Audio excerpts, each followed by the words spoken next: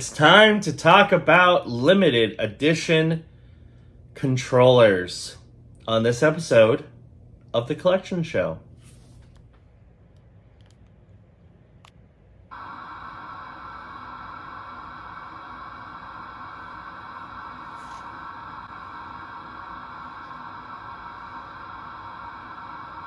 Hello, everybody, and welcome to The Collection Show. It's been a little while since I've done one of these.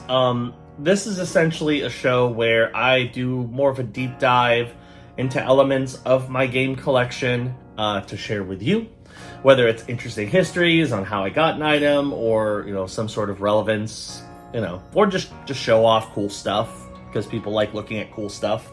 So today we're going to talk about limited edition controllers, specifically for current platforms. I do have a couple 360 controllers that I will not be showing because I don't want to go dig them all out. But I have a number of limited edition controllers from Xbox One to PS5 and everything in between that I think are worth showing off and talking about. So I really feel the limited edition craze in terms of controllers kind of started in the 360 generation. Xbox released a number of really interesting controllers, including some Halo 3 ones, which I do have two of those. But everybody's seen those by now. They're pretty classic. Sony just released a bunch of colors. They didn't release a lot of like special edition DualShock 3s or anything like that. There were a couple, but not too many. And then the Xbox One and PlayStation 4 generation is where special edition controllers really started coming into fruition. And that's kind of where I started collecting stuff in terms of these special edition controllers. So we're going to kick things off with the oldest special edition controller I have here to show you. And this is an iconic one because this one is one that proves, you know what? Despite everything, you were an OG. So I have the Xbox One controller, but specifically the Day 1 2013 controller. So you only got this controller if you had the special Day 1 bundle for the Xbox One. It essentially came in a black box. The only things that were different were the controller, which has that text on it. Like if you look at the controller, it's a normal black Xbox One controller. There's nothing special about it, except for the fact that it says Day 1 2013. I think the D-pad is chrome. That's the only other difference between this and a regular Xbox One controller. So that's the main thing. And then the other thing that came with, which is a little different, is a code for an achievement that you unlocked on your Xbox One that said Day 1. I'm not even sure that achievement is viewable anymore. I tried to look for it on my Series X and I couldn't find it. So I wonder if they just kind of scrubbed that from existence. I had it though, because I had the Day 1 system. I have the box still in my closet for my Day 1 Xbox One. The console wasn't anything different. I don't even have that console anymore. I traded it in when I got my Project Scorpio Xbox One X, which also came with a special controller. I don't have that one currently because my dad is borrowing my Xbox One X. It basically is a normal Xbox One controller, but it says Project Scorpio on it. I think it has a green tint to it. So I don't have that one on me currently, but that's another one that I would be able to show off if I still had it in my possession. But yeah, Xbox has been doing a bunch of really interesting looking controllers. Honestly, too many to count. Anything from color variants to game exclusive ones, all kinds of good stuff. So I'm just going to show off a handful of them. I have, right in front of me, I have 5. And these are specifically Xbox Series controllers. So the main difference between them is that on the original Xbox One controller, you have a standard D-pad. You don't have the share button, which would normally be right where this text is. And I mean, it's just a slightly better redesign of this controller. I mean, this controller is still good. However, I don't think I use it very often just because the Xbox Series controller is just a better version of that. So let's start off with probably the most plain Jane of them. And that's this bad boy. I forgot the official name of it, but it's kind of a color gradient version. It's like a light blue, but it shifts to purple. It's a really nice controller. I got this mostly just for the color. But it's a really nice looking controller. All the sticks, all the buttons are blue. On the sides, you notice you have this like kind of swirl pattern. I think that's pretty unique. The triggers are a matte blue. The bumpers are a matte blue. Yeah, it's just a really nice controller. I definitely like the aesthetic for it. So good job on Microsoft making a really good quality blue controller. Speaking of color variants, I'll show you my most recent one. And that is this one. This is the Sky Cypher controller. This one just came out a few weeks ago, I think. Maybe a month ago. Again, it's blue. This one, what's interesting about it is it's clear. So you can actually see the components inside of the controller, which is definitely a unique touch. The sides are just it's continues the clear plastic, so there's no like special pattern on it. The bottom of the controller has like a light blue.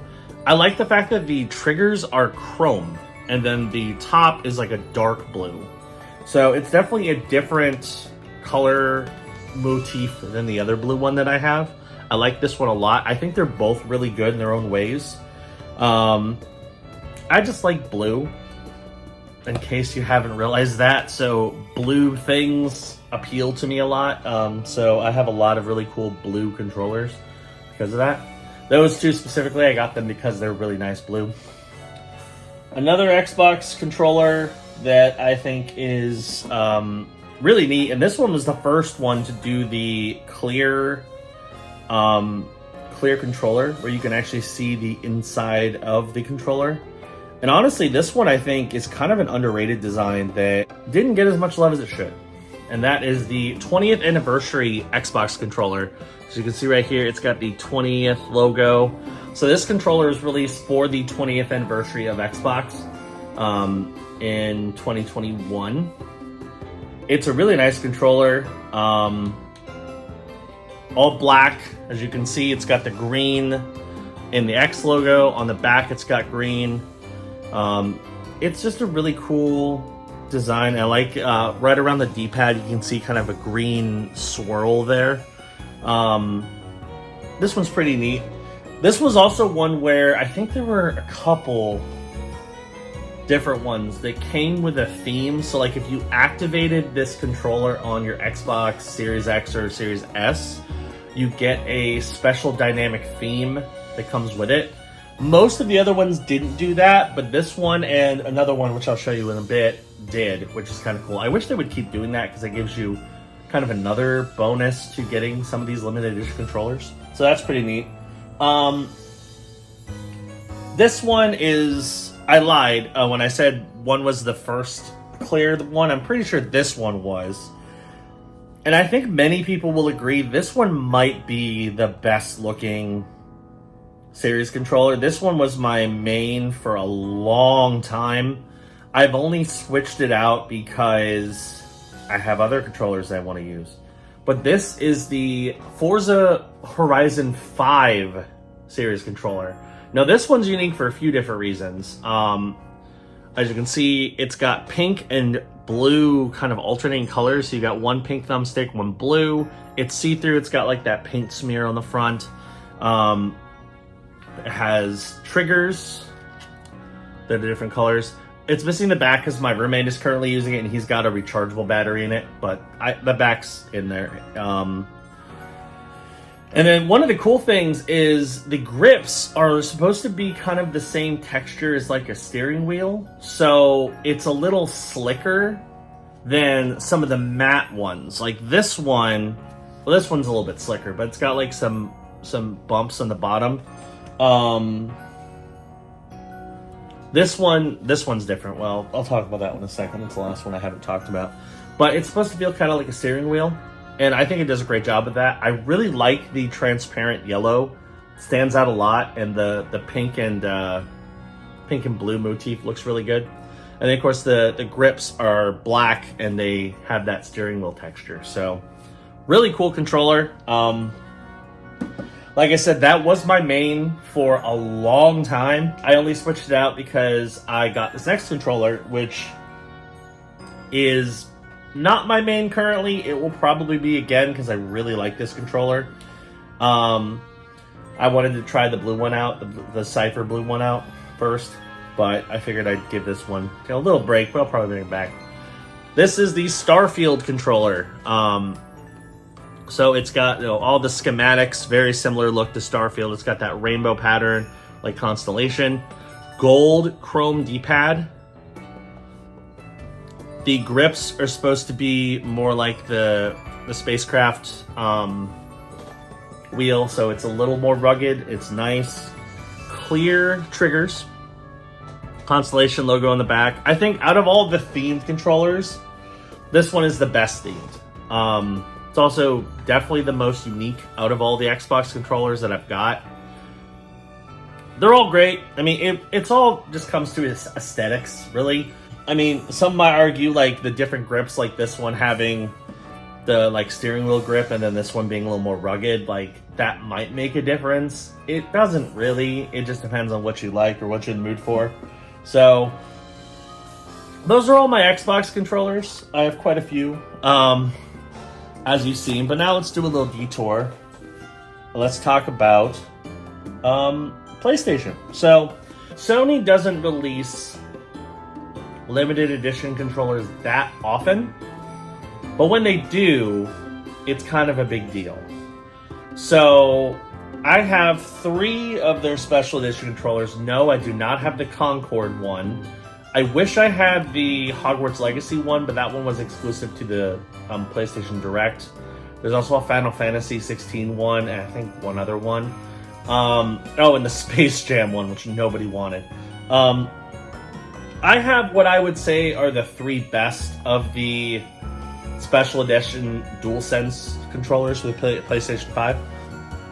So we'll start off with the first one that I got, the first limited edition one. I still really like the look of this one.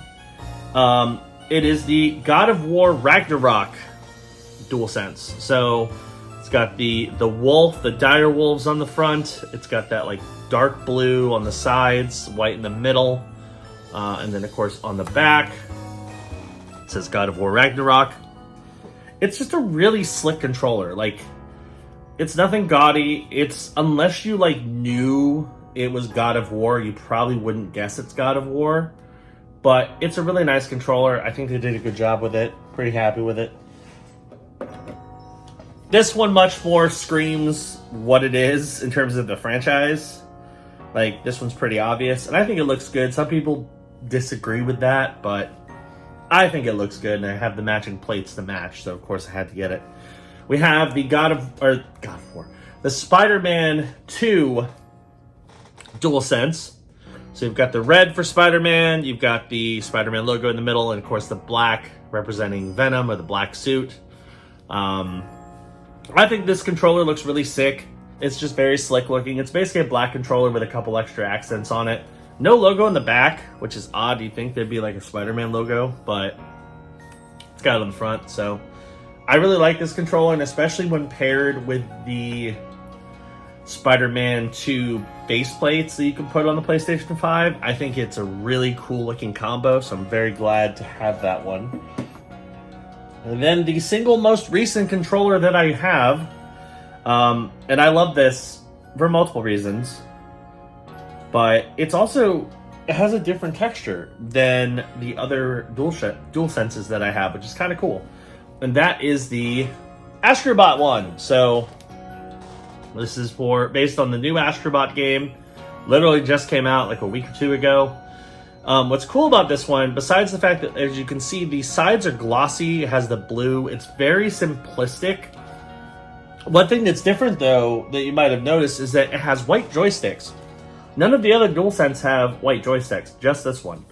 But what's funny is in-game, they actually have this controller. This controller is like your ship that you fly around in, but it has black joysticks.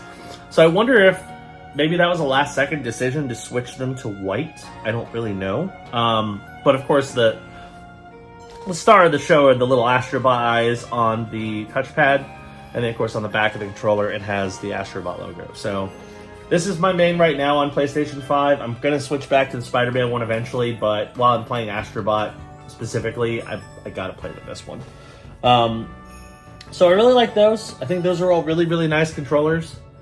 The DualSense is a great controller. If it wasn't for the battery life being bad and not enough games really utilizing all the features of the DualSense, I would say it's probably one of the best controllers ever made. I still like the offset joysticks better than the identical ones on the DualSense, but DualSense is a great controller. Another great controller is the Nintendo Switch Pro Controller. So we're going to go into my last few controllers I have to show off, which are my Nintendo ones. They haven't released a ton, honestly. For the Pro Controller, there's like maybe 3 or 4. Like there's a Monster Hunter one, there's a Smash one. I think there might be one other one. I'm not really sure. This one I got because it's by far the most extravagant designed Pro Controller, so I had to get it. This is the Legend of Zelda Tears of the Kingdom Pro Controller. It's got gold, it's got like a little bit of white accent. It's really nice looking, very elaborate. Has one white extension, which is a little weird, but I really do like the feel of the Switch Pro Controller. It feels really great. It has incredible battery life. And it does make the experience playing on the Switch so much better. So if you're not using a Pro Controller, you really should be. And then last but certainly not least, in terms of Joy-Cons, Nintendo doesn't do a whole lot of special edition ones.